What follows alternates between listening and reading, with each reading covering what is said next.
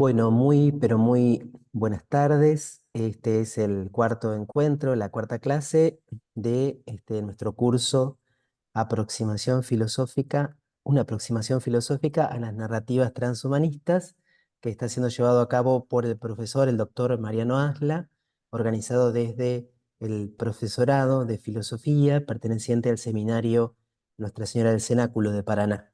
Así que hoy llegaríamos al final del desarrollo. Les damos la bienvenida a todos los que están pudiendo participar ahora en vivo y a todos los demás miembros del curso que lo están haciendo asincrónicamente, que están haciéndolo a través de las grabaciones. Así que, bueno, Mariano, bienvenido.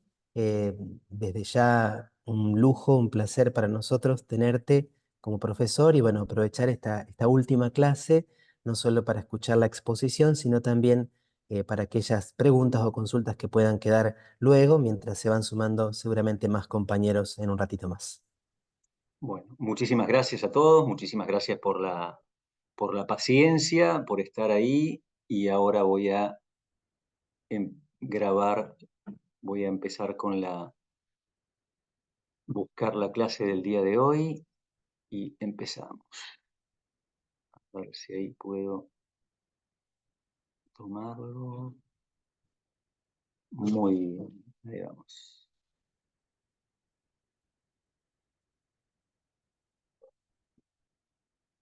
Ahí se ve, ¿no?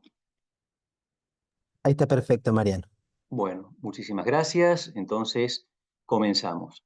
Bueno, ya lo dije, pero quería agradecer la presencia a lo largo de todo el curso, la paciencia también y la buena disposición que han tenido, y a los que me alcanzaron preguntas y consultas también por correo electrónico, agradecerlo de corazón, porque la verdad es que para, bueno, yo creo que todos aquellos que damos clases, cuando encontramos a alguien que en definitiva escucha y aporta, salimos enriquecidos y fortalecidos en la vocación de enseñar. Así que quería agradecer muchísimo, muchísimo la presencia y el interés. Bien, entonces, última clase, voy a explicar algunos temas que tienen que ver con la interpretación del transhumanismo en términos de ideología. Yo ya adelanté que la exposición que hice del transhumanismo fue siguiendo de algún modo las interpretaciones más estándar o más usuales que hay del término, tanto en la literatura en español como fundamentalmente en inglés, alguna cosita en francés, pero son interpretaciones bastante usuales. Si se quiere, la única nota original del curso es mi interpretación del transhumanismo en tanto que ideología. Me parece a mí que cuadra esa descripción teórica y la voy a explicar y en cualquier caso también, digamos, aceptaré pedidos de aclaración o preguntas si hiciera falta. Luego, en un segundo punto, voy a analizar un supuesto que está en la base del movimiento transhumanista y es una actitud filosófica de deconstrucción de construcción de los límites naturales, que es un poco un supuesto fundamental que luego se encarna en el transhumanismo y se ve llevado a su máximo exponente. Y voy a explicar cómo a partir de este proceso de construcción varias discusiones paralelas se suscitan, como la que tiene que ver con la posibilidad de distinguir o no capacidades de discapacidades y de supercapacidades. Entonces, a propósito de la cuestión del transhumanismo, vamos a señalar dos discusiones contemporáneas bioéticas y de filosofía de la medicina que tienen que ver con esta situación en la cual pareciera que los límites naturales no son claros. Luego voy a intentar distinguir un transhumanismo moderado de un transhumanismo radical, apuntando a las características que, digamos, que cada una de estas dos formas de entender el transhumanismo encarna. Y por último voy a presentar las críticas más usuales que se oponen al movimiento transhumanista. Muchas de esas críticas ya fueron saliendo a lo largo del curso, ustedes mismos las fueron, digamos, trayendo sobre la mesa, así que van a ver que no hay tanta novedad, quizás alguna vuelta de tuerca, pero en general ya fueron saliendo. Muy bien, entonces, sin más, vamos a la clase del día de hoy. Bueno, nada, esto es un pequeño experimento que me llamó mucho la atención hace unos años encontrar y que lo suelo utilizar como ejemplo para terminar cursos. Bueno, brevemente, justificar por qué lo puse. David Kahneman es un psicólogo norteamericano que trabajó mucho con otro psicólogo que se llama Amos Tversky, y juntos se dedicaron a psicología del comportamiento, y Kahneman en concreto ganó un premio Nobel de Economía, con lo cual es bastante inusual, o era bastante inusual en ese momento, que un psicólogo tuviera digamos, ese éxito en cuanto a las teorías económicas, sobre todo estudiando el comportamiento humano. Pero entre otros de sus objetos de interés también estudió el dolor, ¿no? Y al estudiar el dolor y la percepción del dolor físico, la nocicepción, hace ya muchos años, en el año 2003, en un mundo distinto del que vivimos hoy, aclaro, se le ocurrió hacer un experimento para intentar distinguir la vivencia del dolor como sensación desagradable, como sensación que genera, digamos, aversión, del recuerdo de la experiencia dolorosa. Y entonces digamos, ideó un experimento en el cual colaboraba con un colonoscopista que hacía colonoscopías por vía baja, y en ese momento los estándares bioéticos digamos, para la ética de la investigación no eran tan estrictos como ahora. Yo creo que esto hoy no pasaría a ningún comité de ética de la investigación. Bueno, en cualquier caso, él le dijo lo siguiente: que eligiera dos pacientes, un paciente A y un paciente B, pone A y B, pero en realidad son dos grupos de pacientes que luego se hace una especie de promedio general, y, y se les pidió a los pacientes que, a medida que la colonoscopía tenía curso, pulsaran con un pulsador que tenían en la mano, para manifestar de ese modo, con la firmeza en que apretaban el botón del pulsador, cuánto les dolía, ¿no? Eran tiempos en los cuales no existía la fibra óptica, con los cuales las cámaras eran bastante más grandes, y no me quiero poner en detalles escatológicos, pero ustedes imaginen, digamos, lo incómodo, doloroso que puede ser ese proceso. Bueno, en el gráfico superior está representado el paciente A, cuyo estudio de colonoscopía duró aproximadamente 8 minutos. A lo largo de esos 8 minutos, el paciente refiere que el primer minuto del estudio prácticamente no sintió dolor, y de luego casi inmediatamente es llevado a un pico de dolor de 7, que es un dolor altísimo. Luego cae el dolor hacia un autorreporte de 2, vuelve hacia 8, y luego prácticamente en esa cima de dolor se retira la cámara y termina la colonoscopía.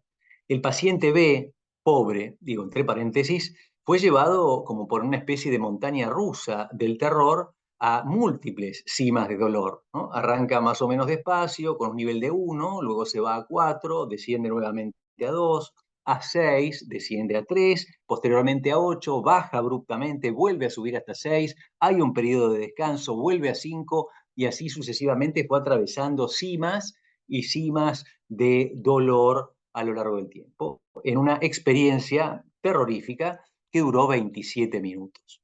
Entonces, lo interesante es que después de la presentación se le preguntó a los pacientes A y B cómo referían haber vivido la experiencia, y, al contrario de lo que uno esperaría, en general los pacientes B tuvieron de la experiencia una sensación mucho menos traumática. Mientras que el paciente A sale y dice: la verdad es que no me haría una colonoscopía nunca más en la vida, el cáncer no puede ser tan terrible, yo esto no lo vuelvo a hacer. Los pacientes B dijeron: bueno, no la pasé bien, no fue algo hermoso, pero bueno, la salud es más importante, en definitiva, este tipo de cosas hay que hacerlas porque hay bienes más importantes. Y la hipótesis de Kahneman, que luego de algún modo es sugerida por otras experiencias, es que el recuerdo del dolor queda como pegado o fijado en los últimos momentos de la experiencia dolorosa.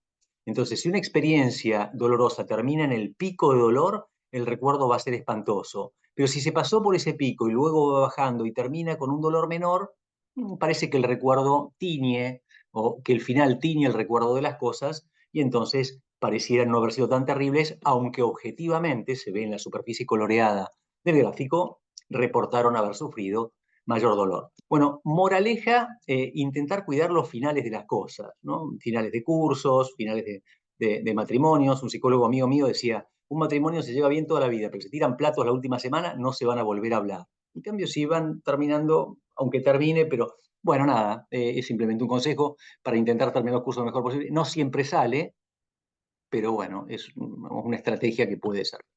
Bueno, ahí vamos. el transhumanismo como ideología. Justo este tema particular, les dije que de los pocos temas que he tratado con algún nivel, porque siempre hablar de originalidad en filosofía es demasiado presuntuoso, ¿no? Pero con alguna pizca de originalidad es este, entonces refiero a 3 escritos que tengo sobre el transhumanismo, el primero en la revista Esquío, la revista española, el segundo es Quinte Fides, la revista polaco-española, y el tercero, el Diccionario Interdisciplinar Austral, La Voz Transhumanismo.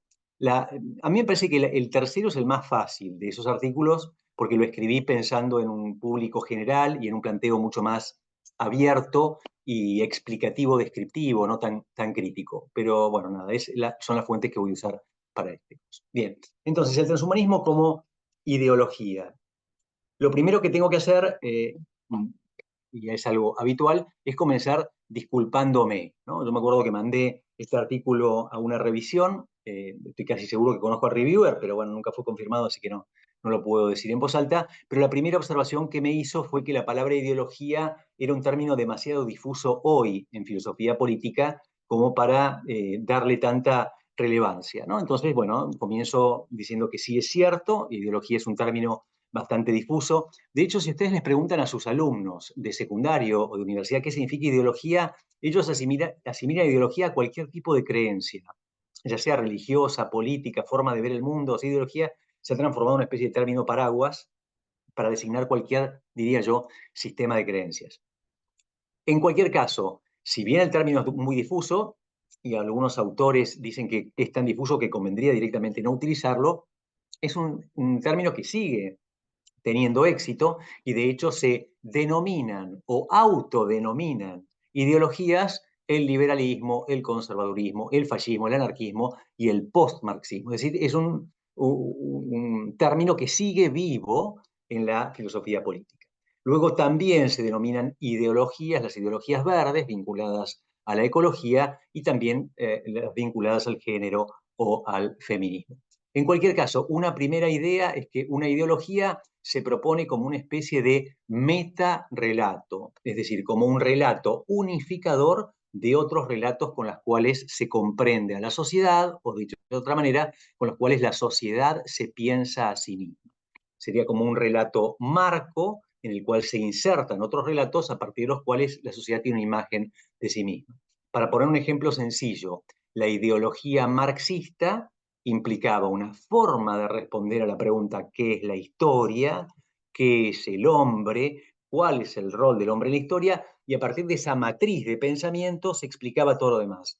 La lengua, lo jurídico, el arte, la organización familiar, la religión, etcétera, etcétera, etcétera. Pero es la clave con la cual se explica toda la sociedad. Entonces, en ese sentido, es un relato de relatos, una ideología. Luego, otra forma de entender las ideologías, esta se la tomo prestada a Antonio Gramsci. Antonio Gramsci es un filósofo italiano que viene de la izquierda hegeliana. Ustedes recuerdan que Hegel parte su filosofía en 2 partes.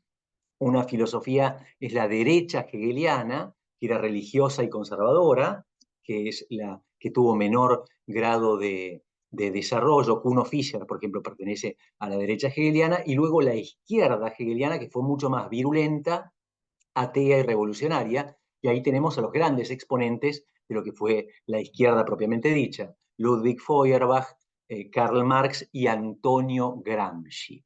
Entonces, cuando Gramsci explica lo que es el marxismo, él dice que es una ideología que supone que hay un sujeto, un objeto y un fin de la acción revolucionaria. Entonces Gramsci dice, en Marx el sujeto es el que tiene que llevar a cabo la revolución, en este caso es el proletario industrial, el objeto es lo que hay que cambiar, la raíz de todos los males, la raíz de la alienación, que en este caso son las estructuras sociales de producción que están, digamos, que fueron alejadas de su verdadero dueño, que es el que lo produce, y está el tema de la plusvalía o alienación económica. El sujeto es el proletariado, lo que hay que cambiar es la estructura económica y el fin es la sociedad sin clases. Luego Gramsci invierte, mantiene el esquema de sujeto, objeto y fin, pero dice no, el sujeto no es el proletario, sino que son los intelectuales, no hay que cambiar la cultura, no hay que cambiar la economía, perdón, sino que hay que cambiar la cultura, y el fin ya no es la utópica sociedad sin clases, sino una socialdemocracia. De hecho, en ese sentido, Gramsci le ganó de alguna manera la pulseada histórica a Marx y tuvo influencia durante más tiempo en Occidente que la filosofía marxista. Entonces, en ese sentido de sujeto, objeto y fin, que llevan adelante un plan de acción sobre la realidad, el transhumanismo puede ser entendido también como ideología, que tiene un sujeto, que en este caso son los tecnócratas, los que, digamos, diseñan y ejercen el poder a través de la tecnología, un objeto, que es lo que hay que cambiar, ya no es la estructura económica, ya no es la cultura, sino que es la biología humana. Entonces la tecnología cambia la biología humana y cambiando el sistema nervioso central, ya sea genéticamente o a través de otro tipo de medios, se va a conseguir ese fin que es una sociedad transhumana y en última instancia posthumana. Entonces, entendido en esos términos genéricos de una filosofía lanzada a la acción o modificación de la realidad, el transhumanismo me parece a mí cabe dentro de la misma bolsa bastante amplia de lo que fueron las ideologías del siglo XX. Luego, otra cuestión interesante a plantearse si uno define al transhumanismo en términos de ideología es que es muy difícil evaluar al transhumanismo porque definido en tanto que ideología, el transhumanismo es una receta de acción y una receta se evalúa de acuerdo con los resultados, ¿no? Yo no puedo decir si una receta para hacer brownies o para hacer, no sé, cualquier tipo de comida, no puedo saber a priori si es buena o es mala. Tengo que dejar que se exprese por los resultados.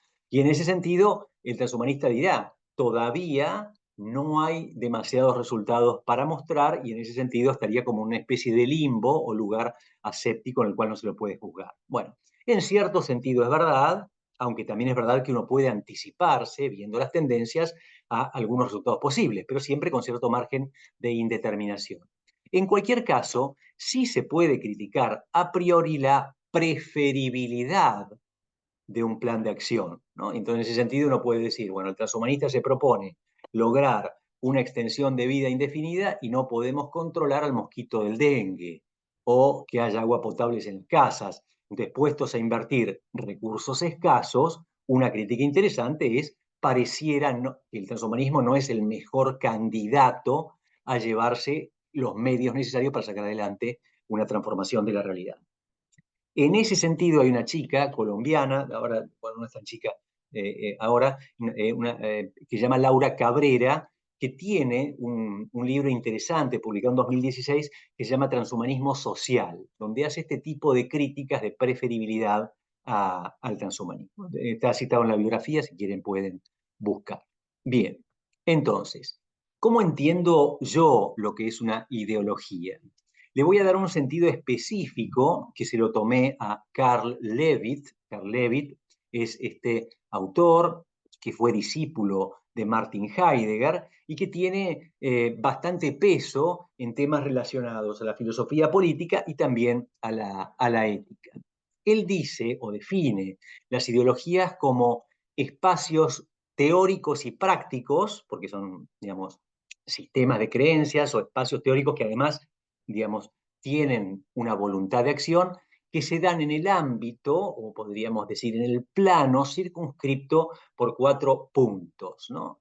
El primer punto es el espíritu prometeico, el segundo punto es la filosofía como praxis y de la mano de estos 2 puntos una secularización incompleta y una escatología intramundana.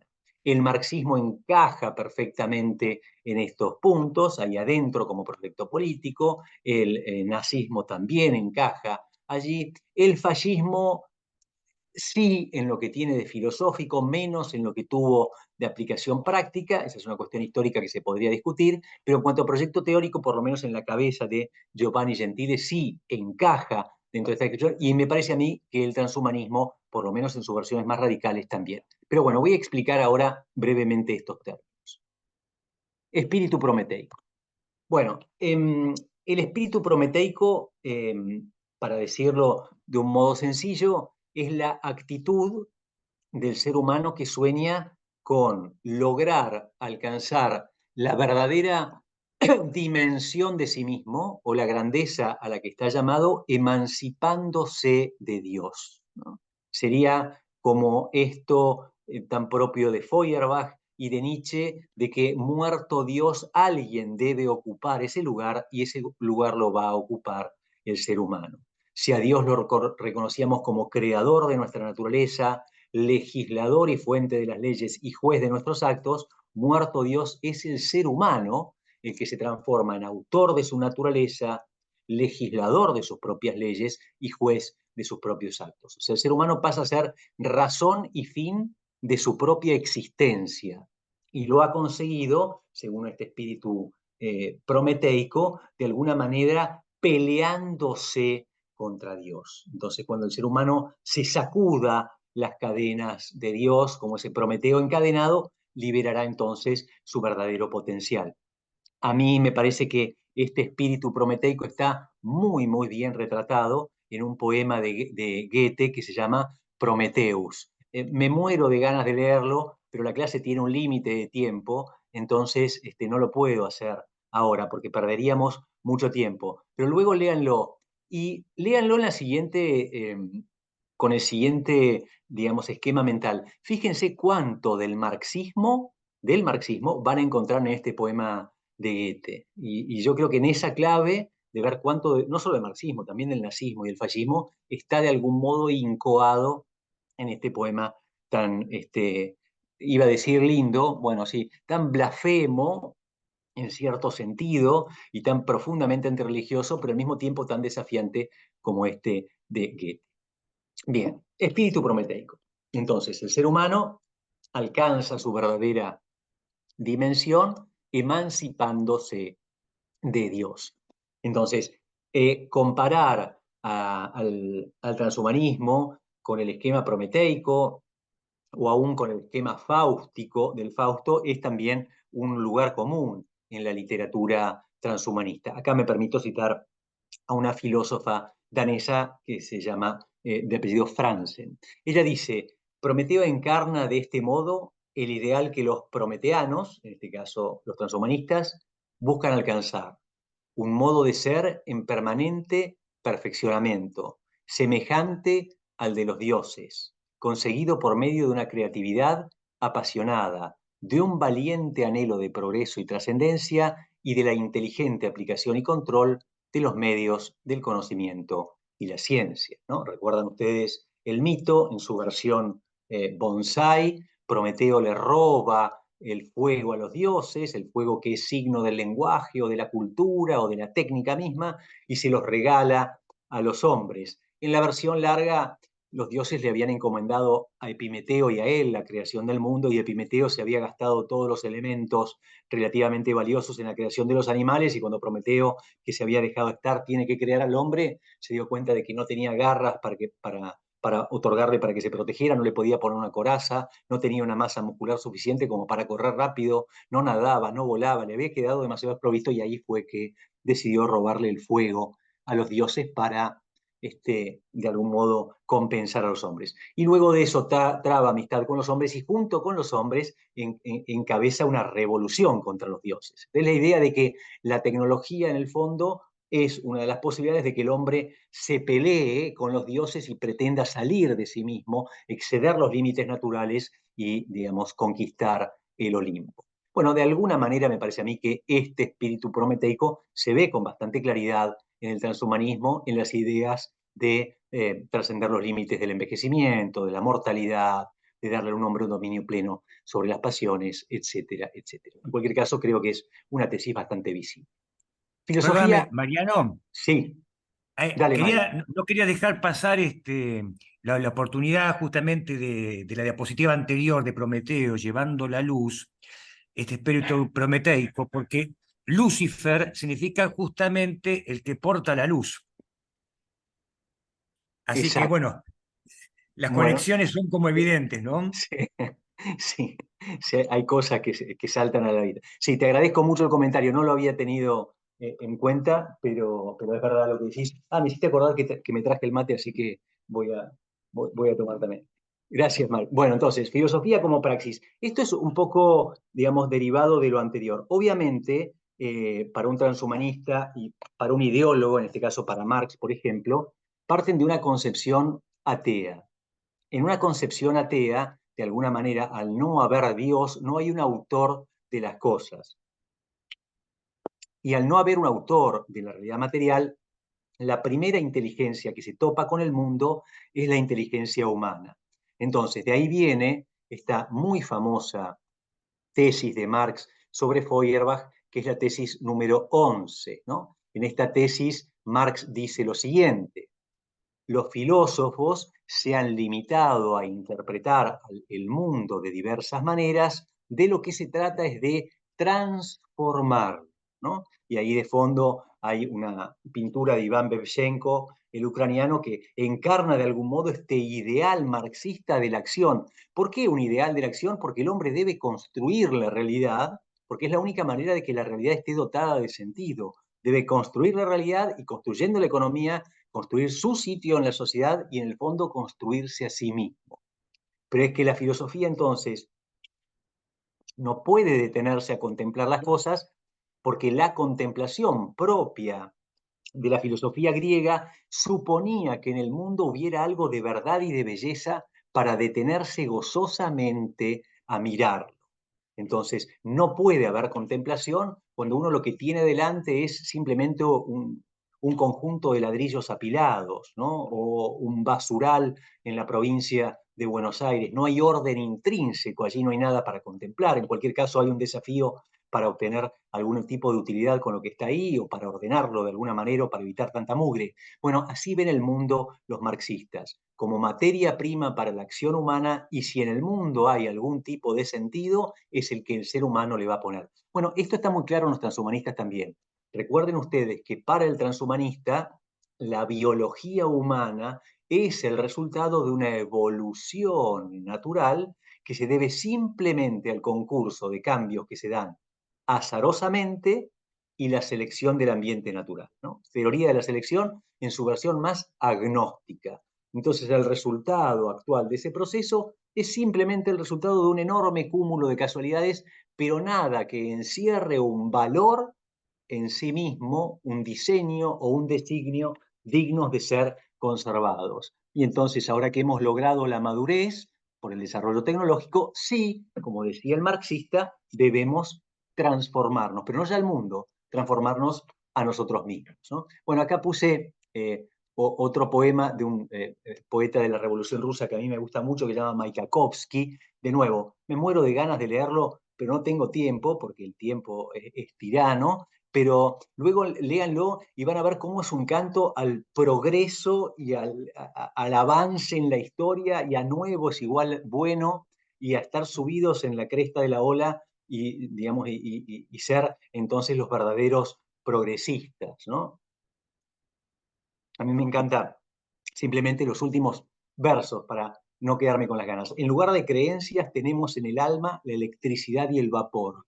En lugar de ser miserables, virlemos la riqueza de todos los mundos. Eres viejo, a muerte, y los cráneos servirán de ceniceros. Es espectacular. Bueno, no importa. Pero en el futuro está puesto el paraíso terrenal. Lo que tenemos que construir, el valor está hacia adelante y es lo producido por la acción humana.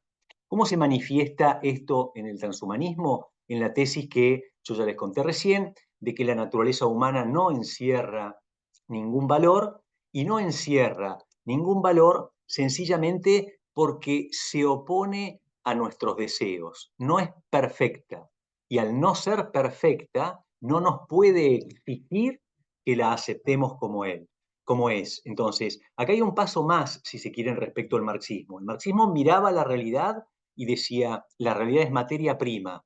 El transhumanista mira la realidad y dice: la realidad humana, en este caso, mira la realidad humana y dice: la realidad humana, la biología, es obstáculo.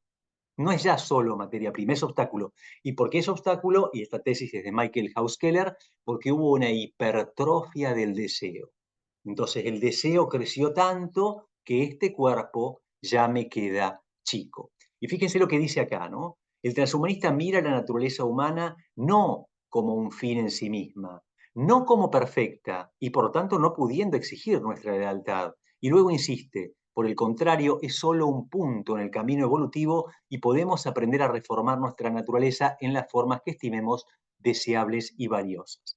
Y luego acá marco otra cosa muy típica del transhumanismo, y es la idea de que si algo no es perfecto, debe ser cambiado, ¿no? Si algo no es perfecto, no puede exigirnos lealtad, que sería todo lo contrario de una posición conservadora, ¿no? Esto es lo que distingue más al progresista del conservador. El conservador ha encontrado algo suficientemente valioso como para ser conservado, aunque se pueda pensar otro mejor. El conservador dice, ¿sabes qué? Esto me gusta tal como está. El progresista nunca está contento porque de fondo viene, digamos, fogoneado por su propio deseo que nunca logra satisfacción.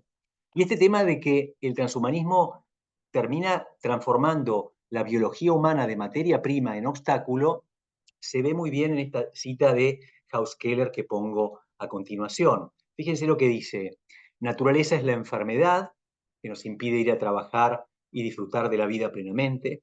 Naturaleza es la vejez que nos debilita y es la muerte que pone fin a nuestra vida.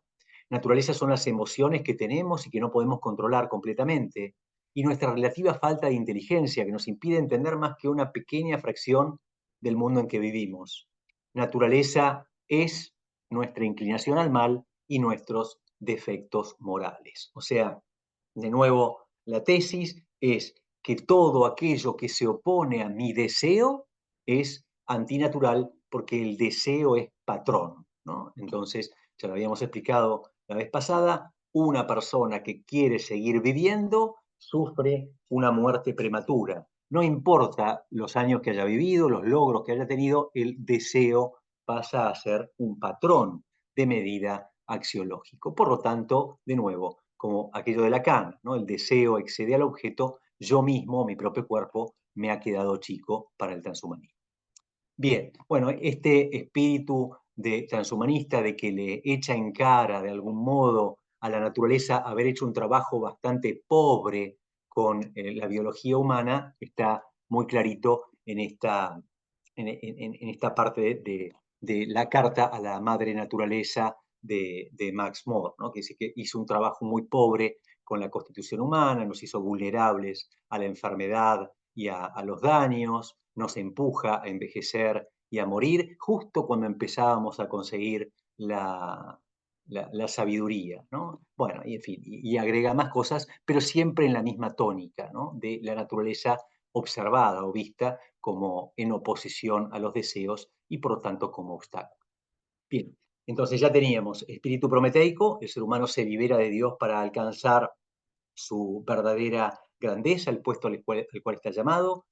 Segunda tesis, en un mundo que no ha sido pensado por Dios, no hay lugar para la contemplación, nada hay de verdad o de belleza para que yo me detenga a contemplar en las cosas son simplemente materia prima para que yo le imprima cualquier tipo de estructura de orden con mi inteligencia, que es la única que brilla en el universo. Y el transhumanista da un paso más y dice, la biología humana no solo es materia prima, es obstáculo para el hombre porque hubo antes una hipertrofia de los deseos.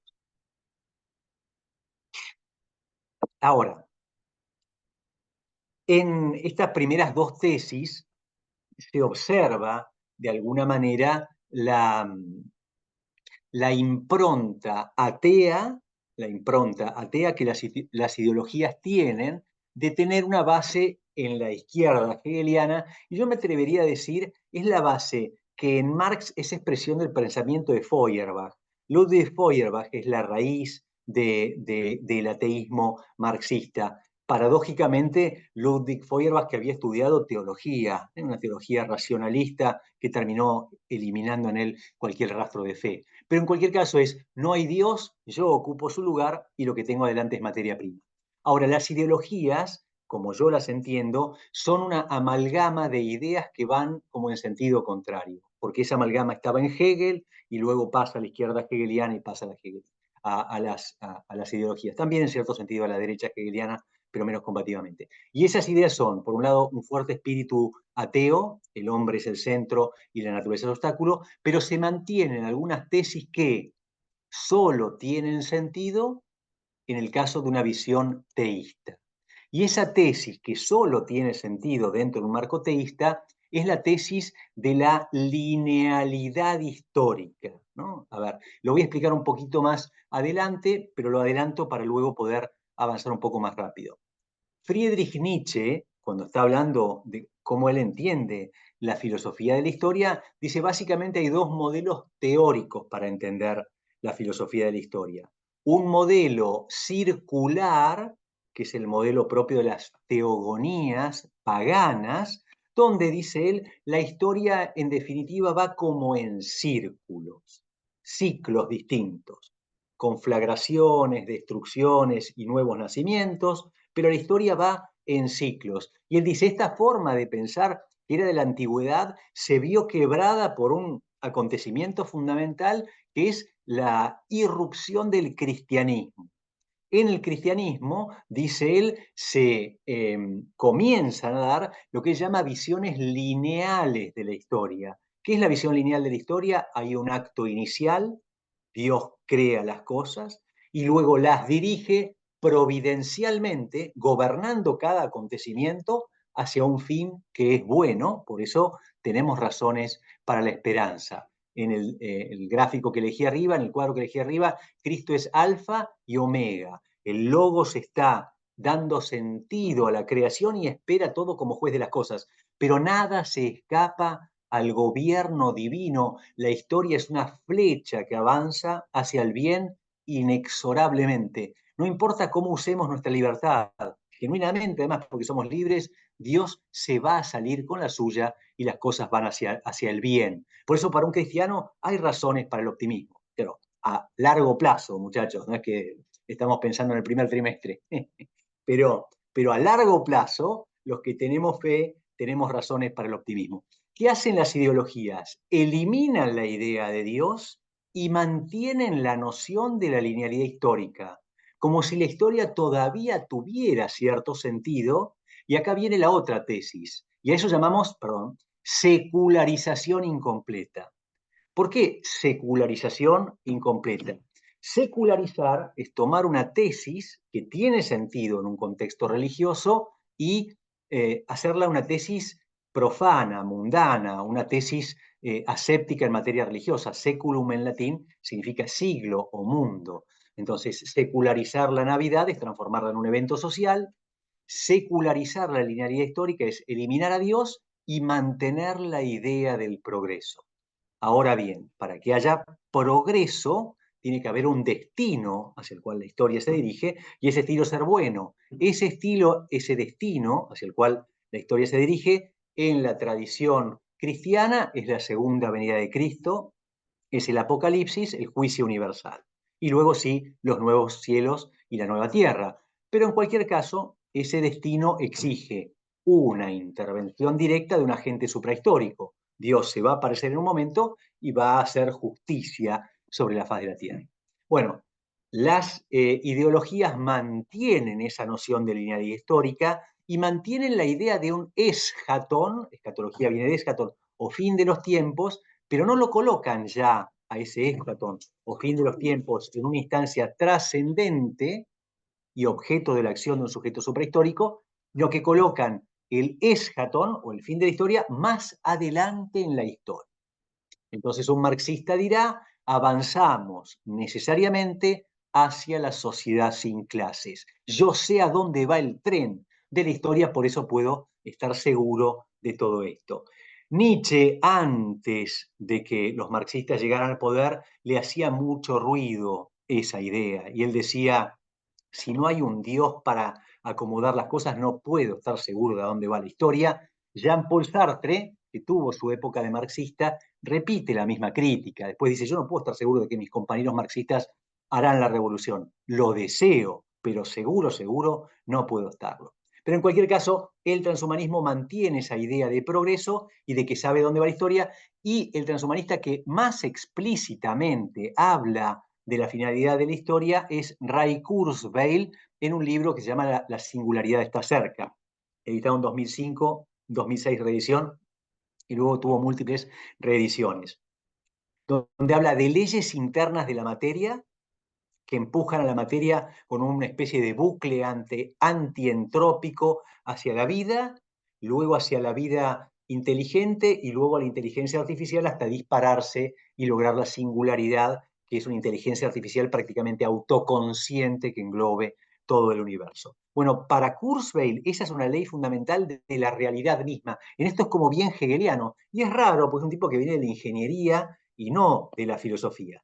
Pero yo veo con bastante claridad la afinidad del planteo de Kurzweil, que nace más como una serie de predicciones tomadas del desarrollo de las computadoras y finalmente se instala como ley del universo. Veo mucho más profunda la afinidad con el Hegel ideólogo y con Marx que con otro tipo de planteos contemporáneos. En cualquier caso, secularización incompleta se mantiene la linealidad histórica y escatología intramundana, que hay un paraíso terrenal que nos espera, pero no en el más allá, sino en el más acá, adelante en el tiempo.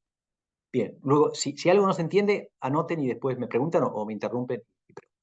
Bien, ya expliqué esto, el tema de la noción o la filosofía de la historia.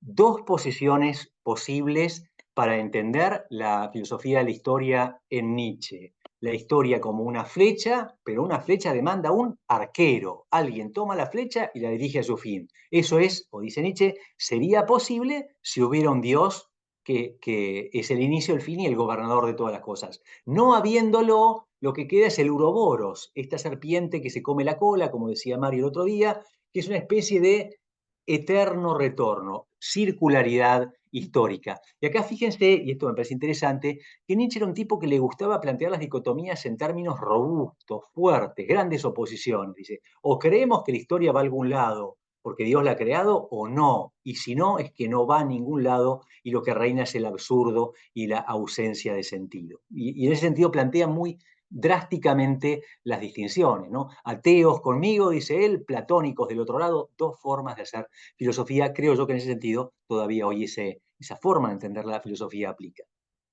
Y luego también creo que ya les dije que en Nietzsche la expresión eterno retorno o visión cíclica de la historia tiene dos sentidos bastante diferenciados y dos sentidos que coexisten a lo largo de toda su vida. En algunas obras se inclina por un sentido sin renunciar al anterior y en otras vuelve haciendo un uso bastante ambiguo. Pero en cualquier caso, en obras separadas se los distingue.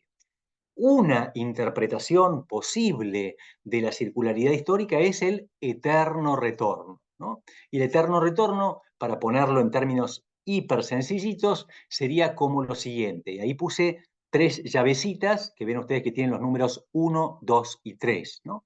Entonces, el experimento mental es, vamos a suponer un universo lo suficientemente paupérrimo para que yo sea Dios. Imagínense lo pobre de ese universo. Bueno, es un universo tan pobre que tiene tres fichitas, 1, 2 y 3. Y entonces yo juego con el universo y arranco con las posiciones naturales, podríamos decir 1, 2 y 3, y después hago 2, 3, 1, y después 3, 1, 2, y tarde o temprano, más temprano que tarde, en la combinación 7 voy a tener que repetir la posición inicial. No me queda otra, no tengo fichas nuevas, no puedo crear otras porque soy un Dios muy minúsculo. Entonces Nietzsche dice, la materia es enorme, es cuantiosa, pero es finita. Y el tiempo es infinito. Entonces, a la larga, esta combinación de átomos que forman el instante actual se va a repetir y repetir y repetir, repetir, como decía el tucumano, repetir y repetir continuamente, ¿no? Ahora, ¿cuál sería la única forma de zafar del eterno retorno? Nietzsche dice, creando fichas nuevas. Si hubiera un Dios como una especie de proveedor creacionista de materia que va avanzando con el tiempo, tendríamos infinitas combinaciones. Pero no habiendo ese Dios, lamentablemente estamos fritos. Esto se va a repetir y repetir y repetir. En otras obras se inclina a una interpretación, me parece a mí, más liviana del eterno retorno, sencillamente hablando del eterno retorno como la no direccionalidad, ¿no? Él usa la metáfora eterno retorno significa, como usar la expresión, cuando estamos perdidos en un bosque, estamos caminando en círculos. Eso no significa que de hecho hayamos tirado un cordel alrededor de un árbol para caminar en círculos. Significa que no vamos a ningún lado, no estamos llegando a ningún lado. Bueno, la historia humana, en definitiva, no va a ningún lado. Esas citas de eterno retorno como carencia de sentido son las que tengo acá, no las voy a leer tampoco para ir avanzando un poquito más rápido, o si quieren alguna cosita para no dejarlo silencioso a Nietzsche, que no sea todo interpretación mía, fíjense cómo empieza. Dice, la pregunta del nihilismo ¿para qué? Tiene su raíz en la costumbre, según la cual la meta parecía establecida, dada, postulada desde afuera, es decir, por alguna autoridad suprahumana. Tras haber perdido la fe en la autoridad, se anda por costumbre en procura de otra autoridad susceptible de hablar en términos absolutos y de fijar metas y tareas. Entonces, la autoridad de la conciencia, a medida que la moral se emancipa de la teología, se vuelve más imperativa. Él dice, Kant es un paso intermedio. O sea, antes la autoridad estaba en Dios, ahora está en la conciencia, pero sigue siendo imperativa. Aparece primordialmente como sustituto de una autoridad personal. O la autoridad de la razón, o el instinto gregario, el rebaño, o la historia con su espíritu inmanente a ella, que lleva en sí su meta y a la cual no puede abandonarse, son sucedáneos de la idea de que hay un Dios que le ha puesto sentido a las cosas. Se quisiera eludir la abolición, la aspiración a una meta, el riesgo inherente a eso de fijarse uno mismo una meta. Se quisiera eludir la responsabilidad, se aceptaría el fatalismo, por último la felicidad y con cierta dosis de hipocresía la felicidad del mayor número posible de personas, ¿no? Entonces, en definitiva, andamos buscando una meta preestablecida cuando ojalá la hubiera, pero para que la hubiera tendría que haber un Dios. Y luego el nihilista filosófico está convencido de que todo acaecer carece de sentido y es fútil, y afirma que no debiera haber un ser carente de sentido y fútil. Pero ¿de dónde viene ese no debiera? ¿De dónde se saca ese sentido, ese criterio? El nihilista entiende en el fondo que tal ser vano e inútil no satisface al filósofo, lo azora y desespera. Tal consideración está reñida con nuestra más fina sensibilidad de filósofos. Se reduce a la valoración absurda de que el carácter del ser le debe causar placer al filósofo. O sea, él dice, el filósofo rechaza esta forma de entender la realidad, pero el universo no está hecho para agradarle al filósofo, no tiene sentido y punto. Bueno, eso es lo que cabría en un universo sin Dios. Los transhumanistas mantienen la idea de progreso. Luego viene la tesis de la escatología intramundana. Recuerden, la palabra escatología hace referencia al fin de los tiempos. Ese fin de los tiempos, acá en el cuadro del Bosco, está representado en el juicio final, o la segunda venida de Cristo, la parusía, pero en la concepción ideológica transhumanista, ese fin de los tiempos está dado por la realización plena de las 4 liberaciones o 4 emancipaciones que explicamos en las clases 2 y 3. Se da ya sea 2 vertientes o dentro de una biología humana potenciada tecnológicamente o corriendo la mente humana en un sustrato no biológico, pero implica una expansión plena de la conciencia humana, de las identidades humanas y en última instancia un horizonte de crecimiento autosustentable, ¿no? Que pudiera perdurar indefinidamente en el tiempo. Pero en cualquier caso, esto marca como de algún modo las 4 tesis que vertebran los proyectos ideológicos del siglo XX, mucho más explícitamente en el marxismo que en otras ideologías, también, me parece a mí, se expresan con claridad suficiente en el movimiento transhumanista. Luego habría que distinguir un transhumanismo moderado de un transhumanismo radical. Esta distinción entre transhumanismo moderado y transhumanismo radical, yo la vi con mucha claridad, está en el libro de Antonio Diegues, en el primer libro sobre el transhumanismo no, en el segundo, Cuerpos Inadecuados, sí, la trata con bastante claridad. Está también en un filósofo alemán cristiano que se llama Benedikt Goeke, él también subraya mucho esta distinción, y en algún otro la he visto, pero no con tanta claridad. ¿Qué sería un transhumanismo moderado? Un transhumanismo moderado sería aquel en el cual se respetan de algún modo los límites de la naturaleza humana, se permite a la tecnología colonizar al cuerpo desde adentro, pero se mantiene de algún modo la connaturalidad con el Homo sapiens. Esto sería, se mejora la especie del Homo sapiens, pero sin dar lugar a una especie nueva y distinta, ¿no? En ese sentido, lo propone Nicholas Eigar, que es un filósofo australiano contemporáneo. Es un tipo piola, Eigar, puede uno no estar de acuerdo, pero es muy claro cuando escribe, tiene buenas charlas en YouTube, es bastante, digamos, esquemático en sus explicaciones, y creo que es un tipo de sentido común, aunque algunas tesis, sobre todo cuando habla de eugenesia, no comparto, pero es un tipo que vale la pena leer. En cualquier caso, él dice, la apuesta por el transhumanismo moderado es mejorarnos, pero seguir siendo quienes somos. Bueno, en ese sentido, suena razonable. Y luego están los otros transhumanistas radicales, como por ejemplo Ray Kurzweil o Hans Moravec, que son los que plantean que ya el cuerpo biológico es un lastre demasiado pesado, que la biología implica un instrumento o envase demasiado débil para las ganas del hombre de vivir indefinidamente, y que entonces sí, el futuro es directamente el correr clones mentales humanos en soportes no biológicos de algún otro tipo, de sílex o, no sé, de cualquier otro tipo.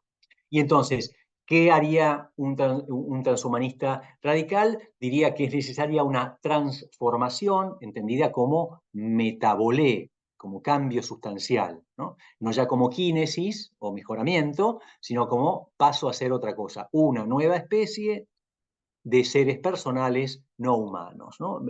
En algún paper, Sabulescu también se inclina por esta posibilidad. Luego, algún transhumanista radical también asume que la radicalidad del transhumanismo se manifiesta cuando uno plantea la obligatoriedad de hacer los cambios, ¿no? Cuando los cambios no simplemente son una invitación, una sugerencia, sino que un transhumanista se vuelve radical cuando dice debemos ir hacia ese horizonte. Y el mecanismo, me parece a mí, filosófico, antropológico que está debajo del transhumanismo radical es la concepción del límite humano como un mal en sí mismo. O sea, ellos entienden que cualquier tipo de límite es un mal y como cualquier mal debe ser combatido y eliminado. Entonces, ¿qué es lo que hace que el límite se equipare al mal? Este tema de la hipertrofia del deseo. Yo les comentaba que el primero de los papers que cité en Scientia Fides desarrollaba un poquito esta idea de la distinción entre límites, imperfecciones y males. Ahora, hasta ahí el asunto parece claro, ¿no? Si se mantiene la especie humana, transhumanismo moderado. Si se cambia la especie humana, transhumanismo radical. Y eso es cierto, se dice fácil, pero la verdad es que el asunto es bastante complejo y ahora voy a mostrar la complejidad del asunto. Primero, la primera complejidad tiene que ver con que a nivel biológico, no es tan claro o no están tan nítidamente establecidos cuáles son los límites entre las especies. Hay visiones muy, si se quiere, platónicas, que sostienen que sí, que los límites están perfectamente establecidos y que son estables y permanentes en el tiempo y que puede haber acuerdo en cuanto a ellos. Luego hay visiones muy nominalistas que dicen nosotros agrupamos algunos vivientes más o menos parecidos, que son capaces de reproducirse entre ellos y les ponemos nombre de especie, pero las especies no son fijas en el tiempo y a veces dos miembros de una misma especie no pueden cruzarse y a veces entre algunas especies algún cruzamiento, si son especies cercanas, es posible, con lo cual el límite es difuso, y están aquellos que dicen entonces que la noción de especie, como Bob Richards dice, actualmente hay múltiples conceptos de especie con muy poco consenso sobre cuál es el mejor o incluso si algún concepto particular será alguna vez adecuado. Estos nominalistas dicen que directamente la noción de especie no tiene, perdón, no tiene demasiado sentido. Entonces, visiones realistas o platónicas, la especie existe en sí misma y está claramente delimitada. Una noción nominalista, las especies son construcciones teóricas débiles de agrupamiento de individuos. Y luego podría haber alguna noción de especie más pragmática que diga, bueno, son nociones aproximadas que son útiles en un contexto histórico, pero en otro. En cualquier caso, lo que quiero decir acá es que ya decir que hay que mantener los límites de la especie humana implica un avance, pero ese avance tampoco tiene fronteras tan claras y distintas como a uno le gustaría. Entonces, uno puede dar un paso más y decir, bueno, está bien, si la biología no ayuda, vamos a la filosofía, ¿no? Entonces dice, bueno, si vamos a la filosofía, decimos qué es el hombre, y todo el mundo dice, bueno, ser humano es fácil, vamos a la definición aristotélica, que en realidad no es de Aristóteles, es de Porfirio, y decimos, el hombre es un animal racional. Y estamos contentos, yo creo que la definición es corta, cortita ahí al pie, pero está buena, porque expresa lo que somos. Pero la verdad es que en el diálogo con el transhumanismo, esta definición de persona sirve de muy poco. Porque imagínense ustedes que yo pudiera, mediante quimerización, cruzar a un ser humano con cualquier otra especie biológica y dar como resultado una entidad con un cuerpo biológico distinto del humano, pero con capacidad de pensamiento y autoconciencia. Me cabe en esa definición. Entonces, la definición animal racional es una definición demasiado amplia para discutirle al transhumanismo, porque cualquier tipo de transformación que no cambie la animalidad ni impida la racionalidad sigue dando por resultados seres humanos.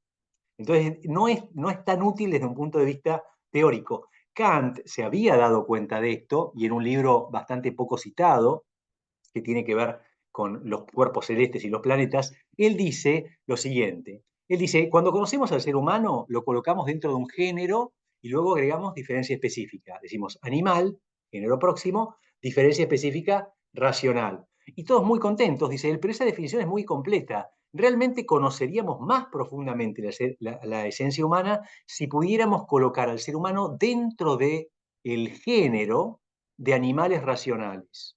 Entonces, dentro de un género de animales racionales, pongamos por caso, por ejemplo, lo que la literatura fantástica o la ciencia ficción nos hace pensar como alienígenas extraterrestres. Serían entidades biológicas y autoconscientes. Entonces Kant dice, si pudiéramos compararnos con otros animales, quizás de otros planetas, que tengan el mismo ejercicio de la razón, podríamos afinar mucho más en el conocimiento de la diferencia específica.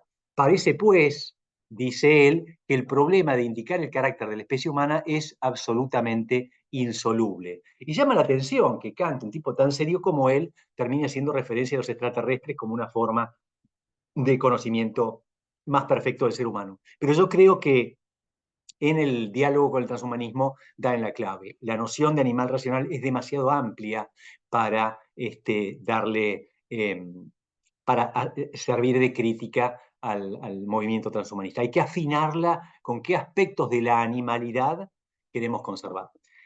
Entonces ya vimos que la biología es discutida, que la filosofía es demasiado amplia y entonces yo, por lo menos que soy cristiano, digo, bueno, fácil, fácil, recurro a la fe y entonces ahí sí voy a encontrar una roca firme en la cual pisar y eso es cierto, pero no del todo. Y acá fíjense lo siguiente. Cuando uno dice, bueno, voy a explicar la naturaleza humana desde un punto de vista filosófico abierto a la fe cristiana, se da cuenta de que la naturaleza humana, en términos así asépticos, absolutos y ahistóricos, no existió nunca. Porque cuando Dios crea al hombre, lo crea en un estado de elevación preternatural, habiéndole dado dones como la integridad, la impasibilidad, la inmortalidad, la perfecta armonía con la mujer, etcétera, etcétera. Es decir, la naturaleza humana así desnuda no existió nunca. Dios la elevó dándole esos dones. Luego, esos dones preternaturales se pierden con el pecado original y entonces entra de algún modo el mal al mundo. Y entonces lo que nosotros llamamos naturaleza no es la naturaleza salida de las manos de Dios, que era la naturaleza, digamos, desnuda más los dones, es la naturaleza herida por el pecado. Por eso cuando el transhumanista quiere combatir la muerte, en rigor, no está combatiendo algo que es natural, está combatiendo una herida que el pecado original dejó en la naturaleza humana. Por eso cuando Santo Tomás discute el tema de la muerte y dice, me preguntan si la muerte es natural o no en el ser humano, y acá hay que decir, depende. El ser humano, en tanto que animal, es naturalmente mortal.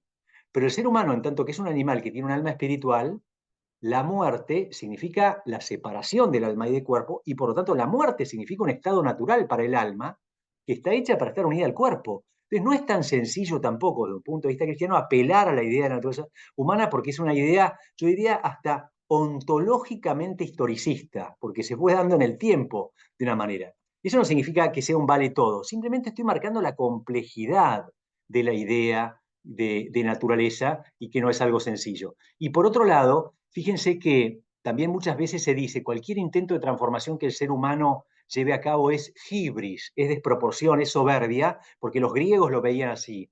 Y es cierto, pero cuando en la tradición judeo-cristiana Dios se aparece al hombre, le dice henchid la tierra, o sea, somos llamados a la cocreación. Entonces, no cualquier acción transformadora es hibris. Por supuesto que hay desmesura y hay deseos hipertróficos, pero hay que dar la discusión de un modo mucho más lógico y me parece a mí más puntual. Y lo último que decir de esto es que cuando uno introduce la perspectiva cristiana, uno dice, bueno, pero para la perspectiva cristiana, en definitiva, estamos positivamente seguros de que Dios es el fin de la historia y que conduce todo a su bien. Y yo digo, sí, de eso estoy seguro, pero de lo que estamos ciertos es del final de la historia, pero no del mientras tanto. Porque no es que yo, porque soy cristiano, puedo deducir, como hacía Hegel, el plan de Dios a través de las cosas. La historia, cómo se nos presenta, es la trenza constituida por tres libertades. La libertad de Dios, que podría no haber creado y crea, de un modo gratuito, simplemente por amor. La libertad del hombre, que es creado para amar y que peca. Y la libertad del demonio, que mete la cola. Entonces es verdad que Dios se va a salir con la suya, pero ¿qué pasa en el mientras tanto? Bueno, no podemos tener una interpretación matemática como si supiéramos el guión de la historia porque no lo sabemos. Entonces, apelar a la naturaleza humana desde un punto de vista teológico implica cosas ciertas: la creaturidad del hombre, la dignidad personal y el valor del cuerpo. Eso es obvio para un cristiano, pero más allá de, y también la otra idea, la resurrección de la carne, que el cristiano lo sabe, pero más allá de eso no brinda muchos otros elementos. Bien, luego Nicolás Seigar, viendo el berenjenal en que consiste la apelación a la naturaleza humana, simplemente propone lograr como una especie de sustituto de la idea de naturaleza humana y decir, bueno, tenemos que lograr ver en qué marco podemos transformar el cuerpo biológico y que nos sigamos considerando humanos, ¿no? Y entonces, él dice, un cambio dejaría de ser perfectivo y devendría transformativo, esto es cambio sustancial, si se alteran los marcos evaluativos que dan sentido a lo que reconocemos con la vida humana. Estos marcos articulan nuestra relación con el espacio y el tiempo y están signados por la finitud, las necesidades, la precariedad, la condición sexuada y la dependencia social que se nos impone o que nos impone nuestra peculiar condición biológica. Se definen así los ejes en los que se delimitan y adquieren sentido las experiencias, valores y creencias y aspiraciones que nos caracterizan como hombres. O sea, alterar fundamentalmente alguno de estos ejes va a dar por resultado experiencias con las cuales uno no encuentra conmensurabilidad posible, son como difíciles de evaluar. Bien, bueno, ahora, ¿qué dificultades teóricas se añaden a esta dificultad o a esta complejidad de la idea de los límites naturales? Y es que si no está muy claro qué son los límites naturales, puede uno tender a colapsar cosas que son distintas, ¿no? Y entonces es muy propio del movimiento transhumanista el entender que cualquier límite es un mal. ¿Se acuerdan ustedes? Yo les dije, para el transhumanista cualquier límite es un mal, porque en el fondo el mal cualquier límite es un mal, porque contra el límite se choca mi deseo. Y como mi deseo está hipertrofiado, entonces el cuerpo me queda chico. Y ahí hay que hacer algunas aclaraciones. La primera es que el límite no es un mal.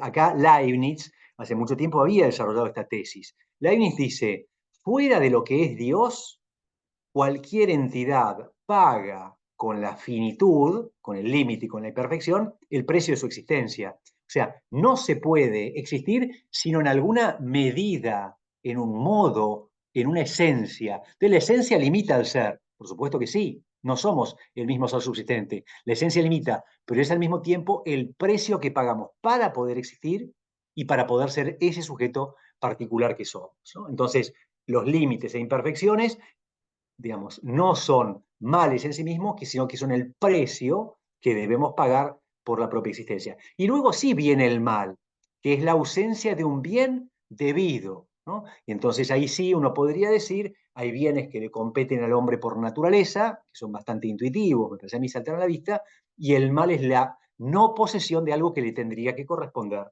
por su propia naturaleza. Entonces, avanzar en contra de los males, en el fondo no tiene de suyo, hay que ver luego los medios y posibles consecuencias, pero de suyo nada reprobable. Y luego uno puede decir, como avanzar contra el mal es algo moralmente aceptable, cualquier tipo de terapia en principio es lícita, y el mejoramiento, que sería avanzar ya sobre los límites o imperfecciones, ahí la discusión bioética tiene que afinarse mucho más. ¿Qué mejorar? ¿Por qué? ¿Para qué? ¿Con qué medios? ¿Con qué fines? Etcétera. Pero el transhumanista tiende a colapsar límites y males bajo una misma categoría de aspectos no deseados de la naturaleza humana. Bien, otra dificultad a la cual nos lleva esta erosión o esta deconstrucción de los límites naturales del hombre es que si no tenemos una noción relativamente clara de lo que es la naturaleza humana, digo relativamente clara porque, insisto, no es lo mismo definir naturaleza humana que definir triángulo. Un triángulo se define con mucha facilidad, la naturaleza humana tiene límites históricos más difusos y complejos. No obstante, los tiene, porque no es cualquier cosa. Entonces, si no hay una noción medianamente clara de lo que es la naturaleza, no hay tampoco una noción medianamente clara de lo que son los límites naturales o capacidades naturales. Entonces, al no haber una noción clara de lo que son las capacidades naturales, se puede caer entonces sí en algunos modelos teóricos que a mi juicio son muy nocivos, ¿no? El primer modelo teórico nocivo es lo que se denomina hableísmo o capacitismo. El capacitismo no está enunciado en forma de una doctrina filosófica, pero es más bien una actitud que asumimos los seres humanos cuando el valor de una persona es asignado de acuerdo con el desarrollo de las capacidades, ¿no? Entonces, una persona que está en pleno uso de sus capacidades tiene un determinado estatus moral. Si no tiene ese uso de capacidades porque está en una fase embrionaria, o si ya no lo posee porque está en la fase declinante de la vida, ya ni siquiera, como dice Peter Singer, sería un miembro de nuestra especie. Entonces, tanto puedes, tanto vales es capacitismo, y ese es un error porque confunde el valor intrínseco de la dignidad humana con la posibilidad de desarrollo de las capacidades. Contra el capacitismo se reacciona en términos teóricos un movimiento que se llama modelo de la construcción social de la discapacidad, que nace al abrigo de intenciones para mí loables, o sea, nace como una especie de reacción de defensa de la persona contra el atropello capacitista. Pero en lugar de decir la persona vale a pesar de su discapacidad, discute la noción de discapacidad. Y entonces se habla no de que existen discapacidades motrices, sino que no hay sociedades suficientemente inclusivas. Si hubiera suficientes sillas de ruedas y rampas, no habría entonces discapacidad y habríamos, digamos, de algún modo destruido la barrera entre capacidades y discapacidades, porque es una barrera que se puede deconstruir culturalmente. A ver, dos cosas sencillas. Entiendo, lo repito, la intención detrás de este movimiento de defender a las personas contra el atropello capacitista. Me saco el sombrero, me parece ideal. No creo que la deconstrucción de la diferencia entre capacidad y discapacidad sea el camino adecuado. A ver, por ejemplo, hace pocos días se inauguró en la provincia de Buenos Aires un restaurante que se llama La Mesa, en la cual se incorpora chicos que tienen trastorno de espectro autista y lo llevan a cabo todas las tareas y lo hacen muy bien, excelentemente, pero esto es fruto de la decisión de un tipo bastante genial, que es un médico argentino, que ideó una estructura en la cual el restaurante puede funcionar y funcionar bien, rotando el trabajo de estos chicos, es decir, con un trabajo de ingeniería mental que la verdad es espectacular lo que ha hecho, ¿no? Y en ese sentido mostró, él los llama neurodivergentes, cómo las personas con capacidades diferentes pueden trabajar igual. Yo entiendo el espíritu, me saco el sombrero que hizo, realmente es admirable lo que hizo.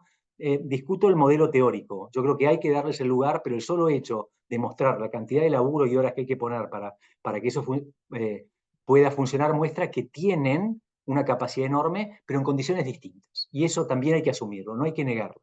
Porque si negamos las diferencias entre las cosas, empobrecemos el horizonte ontológico. Entonces, defender a la persona no es deconstruir los límites, porque si deconstruimos los límites, ahí caemos en la última posición, que es la más, me parece intuitivamente espantosa de todas, que es el transableísmo.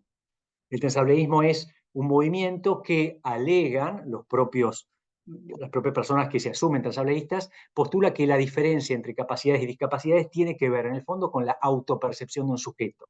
Y entonces una persona puede autopercibirse discapacitado y practicarse a sí mismo lesiones invalidantes. De hecho, el movimiento transhumanista tenía hasta hace poco una chica que en internet figuraba como la presidenta del movimiento, que alegaba, hay que ver si es cierto o no, porque a veces las cosas son tan locas que uno no sabe si son fake news o no, haberse enceguecido tirándose líquido para frenos en los ojos, ¿no? Diciendo que las diferencias entre estar ciego o no son culturalmente construidas y que la ceguera no es una discapacidad, etc. Bueno, entonces, ojo con este tema, porque de nuevo, si uno discute los parámetros naturales para el juicio moral, aún sabiendo que la naturaleza es una noción difusa y que hay que trabajarla muy finamente, si se discute eso se nos cae el baremo de cualquier medida y entra cualquier cosa y entran cosas, me parece a mí, con muy buen corazón, como este tema de aceptar a la persona el modelo de construcción de discapacidad, y entran cosas muy cercanas a la locura, como producirse lesiones, autolesiones invalidantes, ¿no? Entonces, ojo con este tema de las capacidades y supercapacidades, porque no es inocuo en términos teóricos. Bueno, acá simplemente lo pongo a modo de ejemplo. Cuando en 2019 tuve la suerte de estar en Madrid en un congreso sobre transhumanismo, y acá puse la cita textual, el 30 de mayo fue esto, un grupo del CSIC, encabezado por Ángel Monasterio, ahí está la cita, luego si quieren les paso el paper, defendió la siguiente idea. Él dice, el transhumanismo es aliado del feminismo, y su hipótesis de fondo era que la discriminación que el hombre ejerce sobre la mujer es inevitable, porque tiene su raíz en la diferencia sexual biológica. Entonces, la única forma de eliminar de raíz esa discriminación es eliminar las diferencias sexuales. Y él dice, dos horizontes posibles: ir a un horizonte de seres hermafroditas, capaces de autofecundarse, una especie de, digamos, de entidad platónica, ¿no? Antes del mito de Eros, que convivían hombre y mujer en un mismo cuerpo. Ahí está Miss España del año, creo que es 2020, que nació con varón, etc. Entonces serían seres hermafroditas, y la otra, dice, el otro horizonte es ir hacia una estirpe de seres biológicos asexuados, donde la reproducción se produzca por medio de clonación, etc. Pero en definitiva, eliminadas las diferencias, no habrá motivos para la discriminación. Bueno, como es de esperar, esta tesis causó bastante revuelo, se le dijo un montón de cosas, pero fíjense voy a tratar de ser suave, lo anti-intuitiva que es la idea.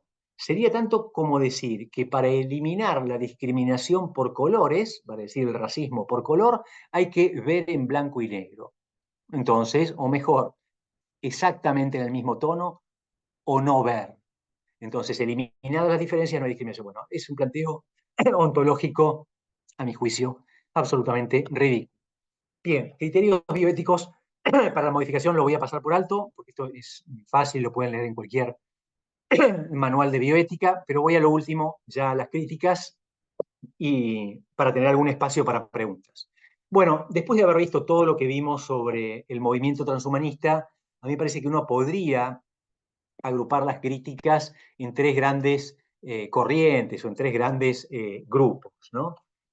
Lo primero que habría que decir es que de alguna manera nos encontramos como digamos, no sé si es un tapiz de Sancio o porque, bueno, nada, esta pintura, habría que ver, bueno, no importa, el cuadro de Sancio, el juicio de Salomón, ¿no? Porque en definitiva tenemos que juzgar, o sea, muchos planteos que hace el transhumanismo son delirantes hoy, y a mi juicio no se van a llevar a cabo nunca, porque son ontológicamente imposibles o no factibles de hecho. Pero muchos otros nos están interpelando hoy. Entonces hay que tener una batería argumental suficiente como para discriminar lo que es potable de lo que no. ¿Cómo se dividen las críticas? Bueno, en general yo diría tres fuentes. Primera, críticas basadas en la naturaleza. Las críticas basadas en la naturaleza son aquellas que dicen, ojo, porque muchas veces pasa que no nos damos cuenta de que perdemos algo valioso o que teníamos algo valioso hasta que lo perdemos. No vaya a ser cosa que perdemos la naturaleza humana y luego la extrañemos. A ver, en términos ecológicos, el lugar donde yo vivo, en Bellavista, hay un club que se llama Regatas, porque se corrían regatas en el río Reconquista. Hoy sería absolutamente insalubre meterse en ese río a correr regatas. Bueno, ha sido una pérdida. Por eso es bienvenido y que yo, pero realmente la pérdida de que se puedan usar los ríos en la provincia de Buenos Aires al riachuelo me remito, es una pérdida. Que no vaya a ser cosa que perdamos algo y después nos demos. Entonces son los que dicen que la naturaleza humana es valiosa. ¿En qué se apoyan los que dicen que la naturaleza humana es valiosa? Y están algunos que se apoyan, como yo mismo, en la fe. O sea, decir, la naturaleza humana ha sido creada por Dios, estamos hechos a su imagen y semejanza, y no somos perfectos, pero algún valor encerramos. Entonces tenemos que buscar, de algún modo, en la línea de lo que somos, poder crecer y aportar. Es como cuando uno ve a un chico en clase intentando fingir una personalidad que no tiene, o explotar talentos que uno sabe que no tiene y no explotar otros que uno ve que tiene. Bueno, somos como ese chiquito que tiene que reconocerse a sí mismo y explotar los talentos que realmente son nuestros. Y ahí puse algunos ejemplos de autores que van por esa línea. Luego está el principio de parcialidad, que acá cito un paper de Bernard Williams contra Peter Singer. El principio de parcialidad es que tenemos derecho a querer a la naturaleza humana simplemente por una cuestión relacional, es decir, porque es la nuestra. Esto sería tanto como decir, yo tengo derecho a querer a mi mamá porque es mi mamá. No es que mi mamá es el mejor ejemplar posible de mamá, no, pero es la mía y la quiero por eso y no la cambiaría por otra mejor, no, porque es la mía. Uno puede decir, bueno, lo mismo, tenemos una naturaleza humana, ¿podés pensar otra mejor? Sí, sí, pero me encariñé con esta y tengo derecho a que me respeten en mi cariño. Y lo interesante de esta crítica que le hace Bernard Williams, que no es un autor, digamos, creyente ni cristiano, ni mucho menos, y la hace Gerald Cohen, que es un filósofo neomarxista.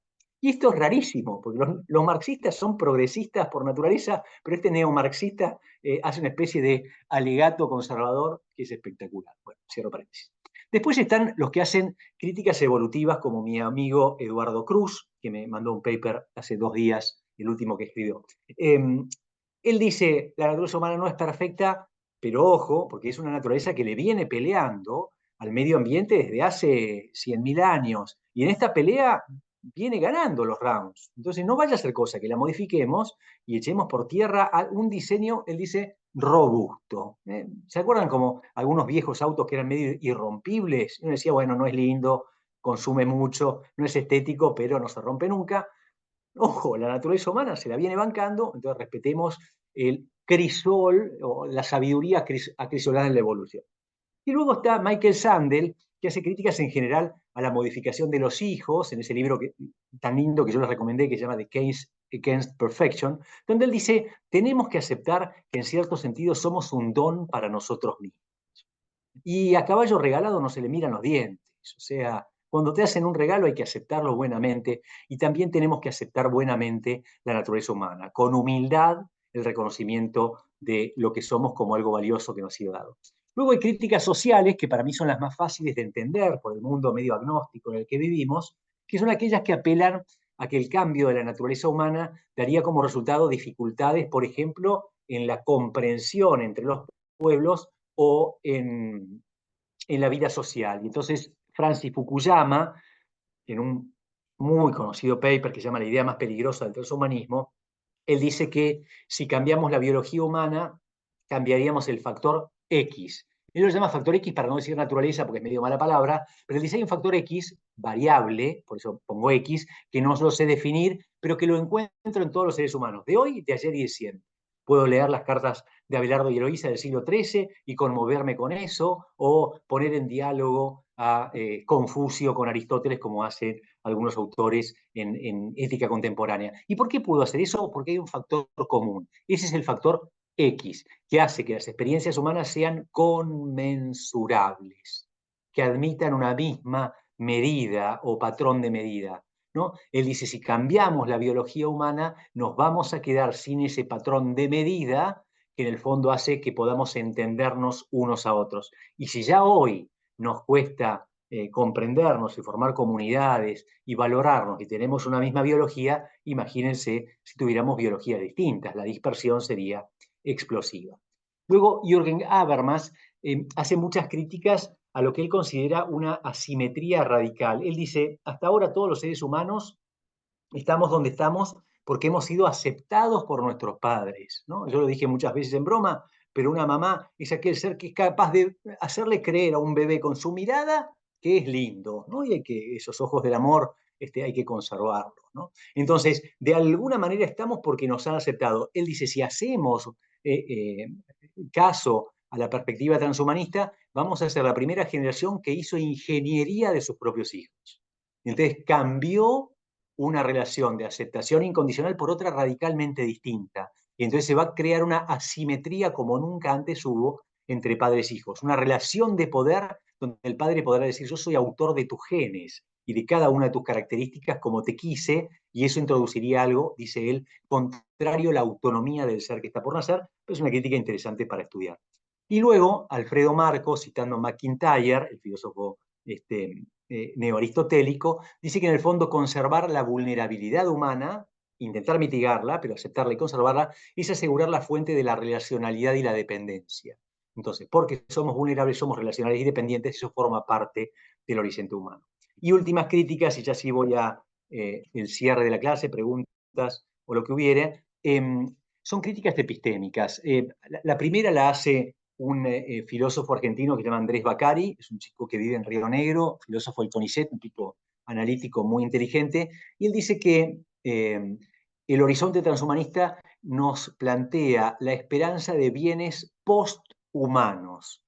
Y esos bienes posthumanos son tan distintos de aquellas intuiciones de bien que yo tengo en la vida cotidiana, que la verdad es que no sé si son buenos o malos, pues no los puedo entender. Dice él, no, ¿cómo es una vida sin tiempo? Sin sensaciones, o una vida con personalidades, o sea, me saca del horizonte de lo que yo me puedo anticipar. Entonces dice que es prácticamente una discusión vacía, ¿no? Sería como una especie de indecidibilidad del horizonte transhumanista, porque es bueno o es malo, mira, no se parece a nada que conozco, así que no te puedo decir. Y la última crítica de Hans Jonas es que cambiar la naturaleza humana implica quedarnos sin patrón de medida para decir qué es bueno o qué es malo.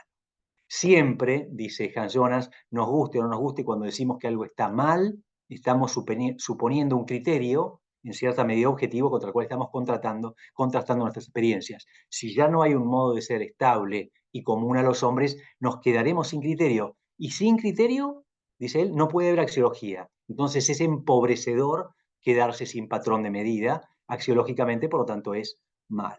Bien, listo. Con esto yo termino la clase de hoy y nada, abro el espacio para preguntas, observaciones. Buenas tardes, profesor. Hola Darío, ¿cómo estás? Bien, bien. Una pregunta, que son dos. Superado los límites por el transhumanismo, ¿es de pensar que vamos a estar totalmente satisfechos? Esa es una pregunta. Y otra que está relacionada, vos se la hago dos, así como la hacen a Dorni.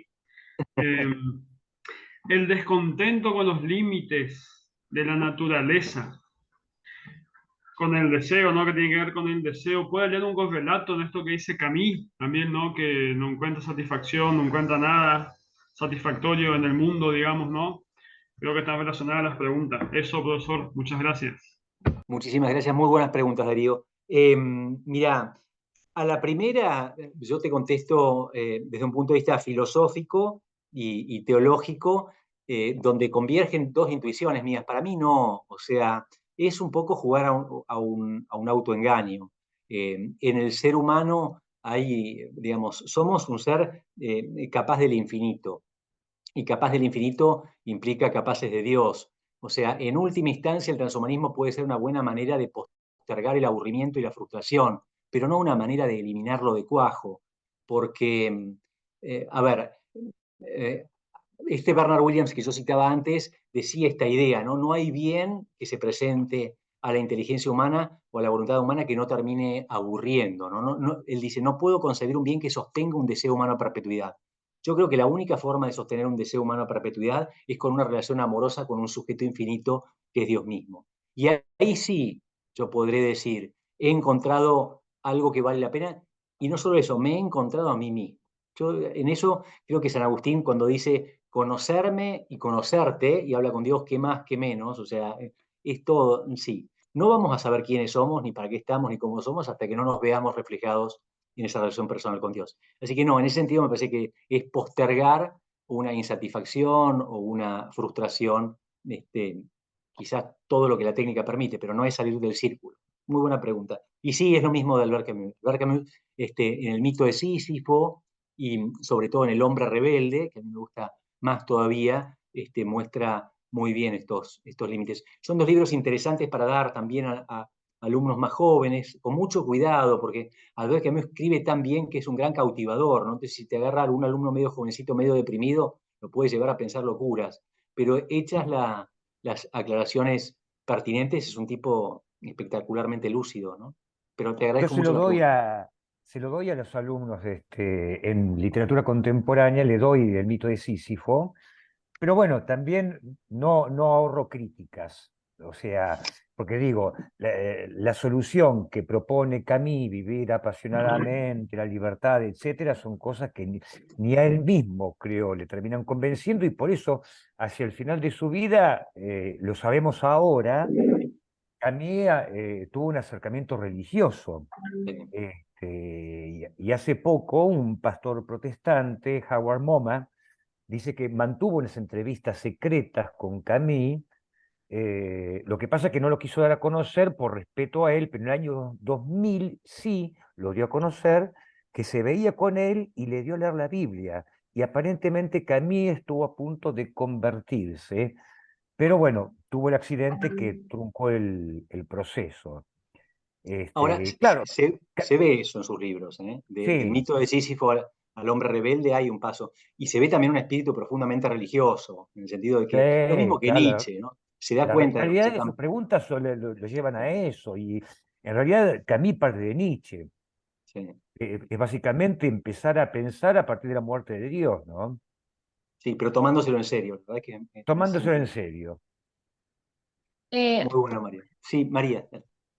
a mí me interesaba esto de que algunos estudiosos así les dicen al hombre de la posmodernidad el hombre dionisíaco.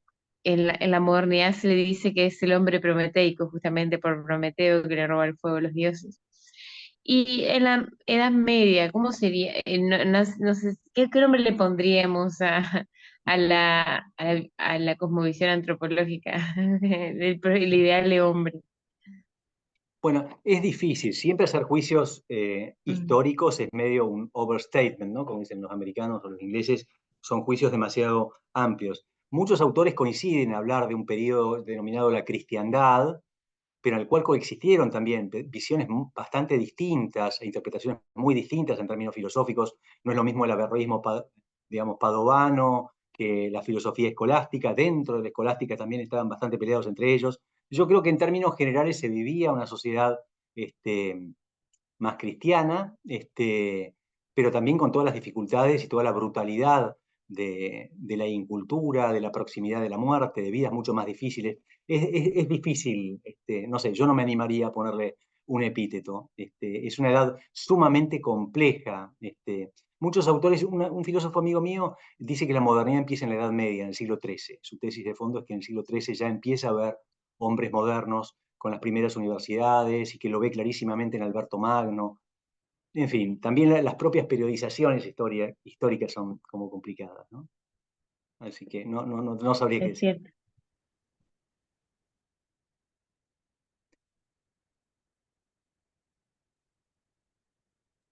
No, Sí, yo me quedé ah, pensando que esto que decía Mariano, de la secularización incompleta, se ve también en la base de la idea del hombre nuevo, ¿no?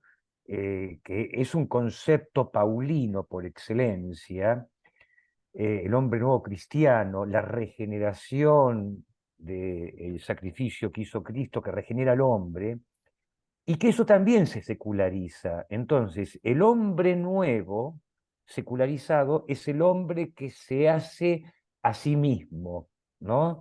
Eh, ya sea a través de un gnosticismo, pelagianismo, lo que sea, y eso sí está en la base de, por ejemplo, de las distintas tendencias de la modernidad, en la base, por ejemplo, de la masonería, por ejemplo, donde lo que se busca es el autoperfeccionamiento, la autorredención o autoconstrucción, de ahí que la escuadra, el compás, el cincel, en realidad es para construir al propio hombre nuevo. Incluso, y la idea del hombre nuevo está también en el marxismo, ¿no? El hombre nuevo socialista. Sí, sí. En este sentido, el Che Guevara era seguía por la vía marxista también esta idea secularizante, ¿no? Sí, es que en el fondo es Hegel mismo, ¿no? Hegel es un teólogo, no hay que olvidarse que es teólogo protestante, y que tenía en la cabeza una teología aplastada, ¿no? Una teología a la cual le faltaba la trascendencia verdadera, pero eso se encarna luego en todos sus continuadores y tiene sus estertores en cosas. Y después vivimos en una sociedad que, le guste o no, ha heredado digamos, sus ideas fuertes de la tradición judeocristiana. Las nociones mismas de derechos humanos son subsidiarias de una idea de naturaleza, que es subsidiaria de un pensamiento teológico. O sea, estamos entrampados ahí. Y aún autores, yo me reía porque la semana pasada me llegaba la noticia de que el propio Richard Dawkins, con todo lo que defenestró siempre a la religión, en una última entrevista admitía que él tenía que reconocerse en términos éticos, digamos, heredero de la herencia cristiana, ¿no? Entonces, con todo lo que hinchó contra la religión. Pero bueno, es que en el fondo vivimos en una, son cosas que pasan, ¿no? Pero bueno. Bueno, Darío, tenías una pregunta, sí. Sí, la última, profesor. ¿La cosmología actual podría suponer un marco imposible para el eterno retorno en sentido fuerte? Usted habló de que Nietzsche concebía que el tiempo como eterno, ¿no? Pero se sabe, o no sé si yo lo entendí bien, que el tiempo y el espacio surgen con el Big Bang, no es eterno. Y el Sí, universo se está yendo hacia la muerte térmica. O sea, digo, muy lindo lo de Nietzsche, ¿no? El eterno retorno suena hasta poético, pero tiene asidero en lo que la ciencia dice hoy, porque entiendo también que no se puede hacer filosofía al margen de lo que la ciencia nos va dando, ¿no? Eso, profesor. sí. Mira, la verdad es que filosofía de la naturaleza y dentro de filosofía de la naturaleza, cosmología no son las áreas en las cuales yo me muevo con más confianza, así que te voy a decir lo que sé y hasta ahí. La teoría del Big Bang se sitúa en el plano físico y en cierto sentido pareciera que, retrotrayendo el movimiento actual de expansión del universo, se va a un momento inicial de singularidad en la cual toda la materia y energía estaba concentrada. ¿Qué hubo antes de eso? Si antes hubo antes, etcétera, no lo sabemos. El propio Stephen Hawking, en un libro que escribe en 2011 con Mlodinov, él dice lo siguiente a sí mismo. Él dice: cuando yo era joven, creía en la eternidad de la materia. Hoy, dice él, no puedo sostener lo mismo, como vos apoyándose el Big Bang, y creo más bien en un universo autogenerado, que de la nada se saca a sí mismo. Ahora, los párrafos en los cuales él intenta explicar esta autogeneración, los leí 1000 veces y no los entendí nunca. No, no los entiendo, no, es una limitación mía. Pero pareciera de alguna manera, como vos decís, o por lo menos en la interpretación que Hawkins hace, que eso apuntaría a un comienzo. Ese comienzo es un acto creador o un acto generador. En fin, yo tengo mi propia opinión, pero están aquellos que aún siguen apostando su fichita de creencia inmanente a un proceso de autogeneración. ¿Cómo se justifica eso teóricamente? Te repito, lo he leído, pero nunca lo apunté. Bien.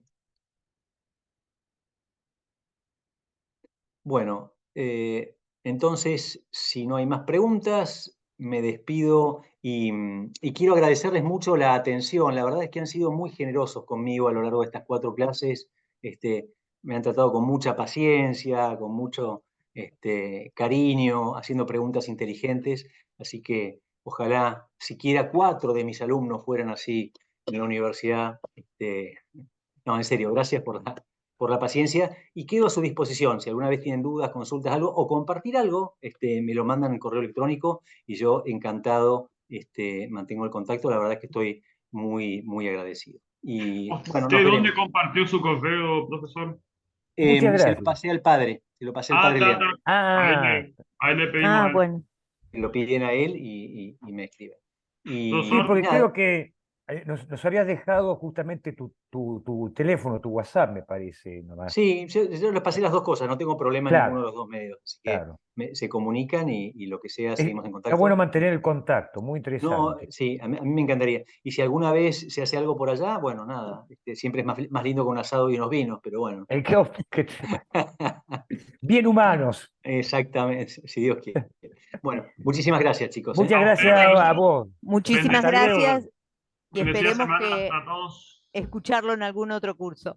Bueno, bárbaro. Gracias, María. Muchísimas gracias. Hasta luego y muchas gracias. Un gusto.